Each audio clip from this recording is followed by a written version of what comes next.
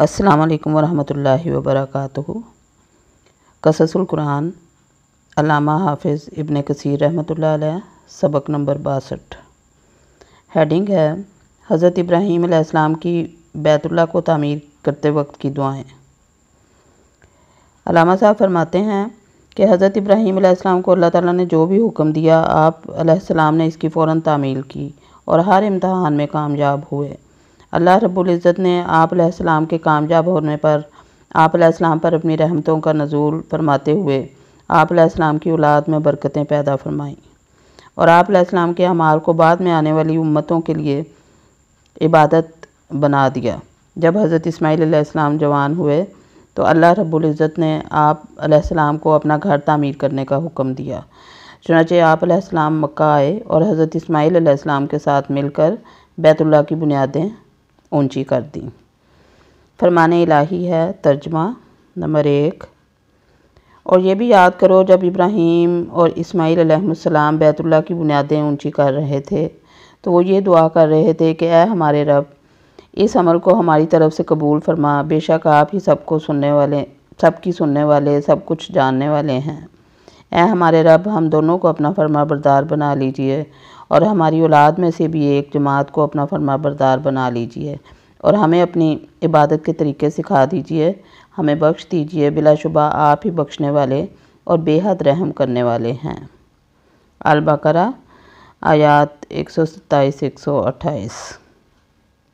Number 2 ترجمہ۔ اور یاد کیجئے کہ جب ہم نے ابراہیم علیہ السلام کے لیے بیت اللہ کی جگہ مقرر کر دی اور ان سے کہا کہ میرے ساتھ کسی کو شریک نہ بنانا اور میرے گھر کو طواف، قیام، رکوع اور سجدہ کرنے والوں کے لیے پاک صاف رکھنا، اور لوگوں میں حج کا اعلان کر دو تاکہ لوگ آپ کے پاس تمام دور دراز مقامات سے پیدل اور دبلے پتلے اونٹوں پر سوار ہو کر آئیں۔ سورۃ الحج آیات 26-27۔ نمبر 3 ترجمہ۔ بے شک پہلا گھر جو لوگوں کی عبادت کے لیے بنایا گیا وہ مکہ میں ہے، جو بڑا بابرکت اور تمام جہانوں کے لیے ہدایت والا ہے۔ اس میں واضح نشانیاں ہیں جن میں سے ایک مقام ابراہیم بھی ہے۔ جو اس میں داخل ہو جائے وہ امن میں آ جاتا ہے۔ اللہ تعالیٰ نے ان لوگوں پر بیت اللہ کا حج فرض کیا ہے جو اس کی طرف سفر کرنے کی استطاعت رکھتے ہوں، اور جو اس حکم کو ماننے سے انکار کرے تو یقین مانو اللہ تمام دنیا والوں سے بے نیاز ہے۔ آل عمران آیات 96-97۔ نمبر 4 ترجمہ۔ اور ہم نے ابراہیم و اسماعیل علیہ السلام کو وصیت کی کہ میرے گھر کو طواف اور اعتکاف اور رکوع اور سجود کرنے والوں کے لیے پاک صاف رکھو۔ البقرہ 125۔ احادیث رسول اکرم صلی اللہ علیہ وسلم۔ نمبر 1 ترجمہ۔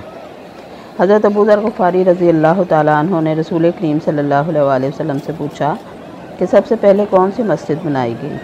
آپ صلی اللہ علیہ وسلم نے فرمایا مسجد حرام۔ انہوں نے پوچھا پھر اس کے بعد؟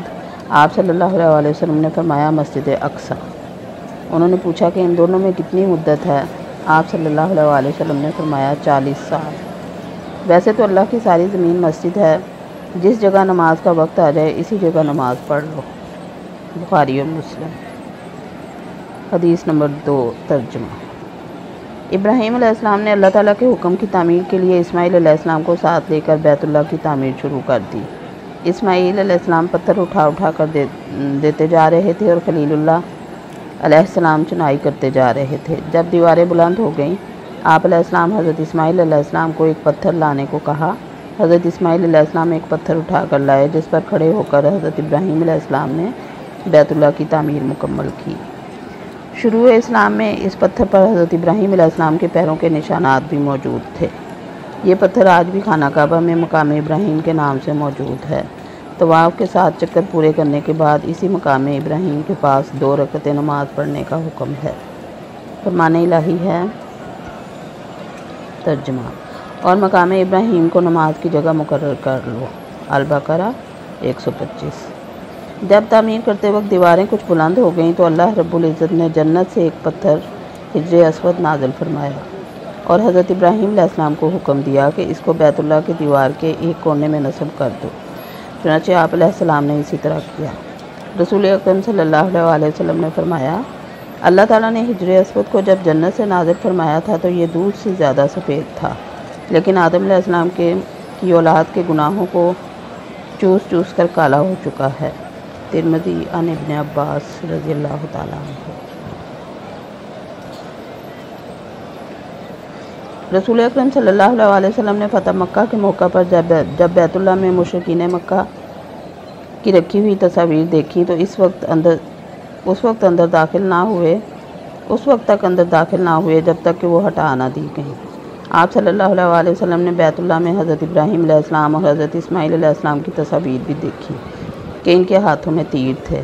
آپ صلی اللہ علیہ وسلم نے فرمایا، اللہ ان مشرکوں کو برباد کرے، اللہ کی قسم ان دونوں حضرات حضرت ابراہیم علیہ السلام اور حضرت اسماعیل علیہ السلام نے کبھی فال لینے کے لیے تیر نہیں پھینکے تھے۔ بخاری عن ابن عباس رضی اللہ تعالیٰ عنہ۔ جب رسول اکرم صلی اللہ علیہ وسلم فتح مکہ کے موقع پر بیت اللہ میں داخل ہوئے تو دیکھا کہ وہاں پر حضرت مریم علیہ السلام کی تصاویر رکھی ہوئی ہیں۔ آپ صلی اللہ علیہ وسلم نے انہیں دیکھ کر فرمایا، ان لوگوں کو کیا ہو گیا ہے؟ یہ تو سن چکے ہیں کہ اس گھر میں اللہ کی رحمت کے فرشتے داخل نہیں ہوتے جہاں تصویر موجود ہو۔ بخاری عن ابن عباس رضی اللہ تعالیٰ عنہ۔ جب بیت اللہ کی تعمیر مکمل ہونے والی تھی تو حضرت ابراہیم خلیل اللہ اور حضرت اسماعیل ذبیح اللہ نے اللہ تعالیٰ سے یہ دعا مانگی۔ فرمان الہی ہے، ترجمہ: اے ہمارے رب، انہی لوگوں میں سے ایک رسول مبعوث فرما دیجئے جو آپ کی آیات انہیں پڑھ کر سنائے، انہیں کتاب و حکمت کی تعلیم دے اور ان کے دلوں کو پاک کر دے، یقیناً آپ سب پر غالب اور حکمت والے ہیں۔ البقرہ 129۔ اللہ تعالیٰ نے حضرت ابراہیم علیہ السلام اور حضرت اسماعیل علیہ السلام کی دعا کو محمد عربی صلی اللہ علیہ وسلم کے لیے متعین فرما کر قبول فرما لیا۔ حضرت محمد صلی اللہ علیہ وسلم انسانوں کے لیے نہیں بلکہ جنات کے لیے بھی رسول بنا کر بھیجے گئے۔ رسول اکرم صلی اللہ علیہ وسلم نے فرمایا، میں ابراہیم علیہ السلام کی دعا، عیسیٰ علیہ السلام کی خوشخبری اور اپنی والدہ آمنہ کا خواب ہوں۔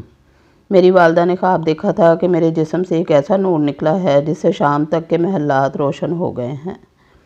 مسند احمد عن ارباد بن ساریہ رضی اللہ تعالیٰ عنہ۔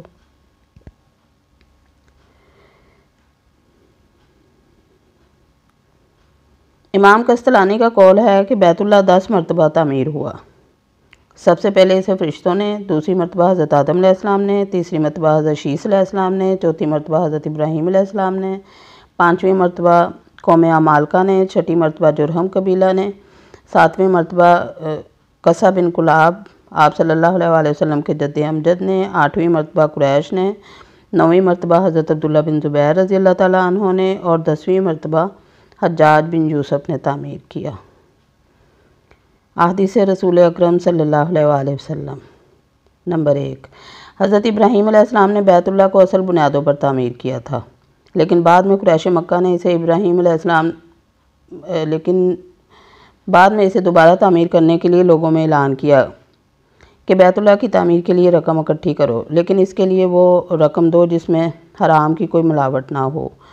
رقم کم جمع ہونے کی وجہ سے انہوں نے بیت اللہ کا کچھ حصہ چھوڑ دیا جسے حتیم کہا جاتا ہے۔ آپ صلی اللہ علیہ وسلم نے فرمایا، اے عائشہ، کیا تمہیں معلوم ہے کہ تمہاری قوم نے کعبہ تعمیر کرتے وقت اسے حضرت ابراہیم علیہ السلام کی بنیادوں سے کم کر دیا؟ میں نے عرض کیا، اے اللہ کے رسول صلی اللہ علیہ وسلم، آپ اسے دوبارہ ابراہیم علیہ السلام کی بنیادوں پر تعمیر کر دیں۔ آپ صلی اللہ علیہ وسلم نے فرمایا، اگر آپ کی قوم نئی مسلمان نہ ہوتی تو میں ضرور کرتا۔ میں ابھی اسے اصل بنیادوں پر تعمیر کروں گا تو لوگ اعتراض کریں گے۔ بخاری عن عائشہ رضی اللہ تعالیٰ عنہ۔ نمبر 2، حضرت عائشہ رضی اللہ تعالیٰ عنہ فرماتی ہیں کہ میری یہ خواہش تھی کہ میں بیت اللہ کے اندر جا کر نماز پڑھوں۔ جب آپ صلی اللہ علیہ وسلم کو میری اس خواہش کا پتہ چلا تو آپ صلی اللہ علیہ وسلم نے میرا ہاتھ پکڑ کر مجھے حجر حتیم میں داخل کر دیا اور فرمایا کہ یہاں نماز پڑھ لو، یہ بھی بیت اللہ ہی کا حصہ ہے۔ آپ کی قوم قریش مکہ کے پاس کعبہ کو تعمیر کرتے وقت رقم کم پڑ گئی تھی، جس کی وجہ سے انہوں نے اسے یعنی حتیم کو بیت اللہ سے الگ کر دیا۔ ابو داؤد۔ چونکہ حضرت ابراہیم علیہ السلام نے زمین پر اللہ تعالیٰ کی رضا کے لیے اور بیت اللہ کو تعمیر کیا تھا، اسی لیے اللہ تعالیٰ نے انہیں آسمانوں اور بلند ترین مقام بیت المعمور کے پاس جگہ عطا فرمائی۔ رسول اکرم صلی اللہ علیہ وسلم نے فرمایا کہ معراج کے موقع پر مجھے 7ویں آسمان پر لے جایا گیا تو وہاں میں نے حضرت ابراہیم علیہ السلام سے ملاقات کی، جو بیت المعمور کے ساتھ ٹیک لگائے بیٹھے تھے، جس کا روزانہ 70,000 فرشتے طواف کرتے ہیں۔ جو ایک مرتبہ طواف کر لیتے ہیں قیامت تک دوبارہ ان کی باری نہیں آئے گی۔ بخاری مسلم عن مالک بن ساسا رضی اللہ تعالی عنہ۔ وما علینا الا البلاغ۔ اللہ حافظ۔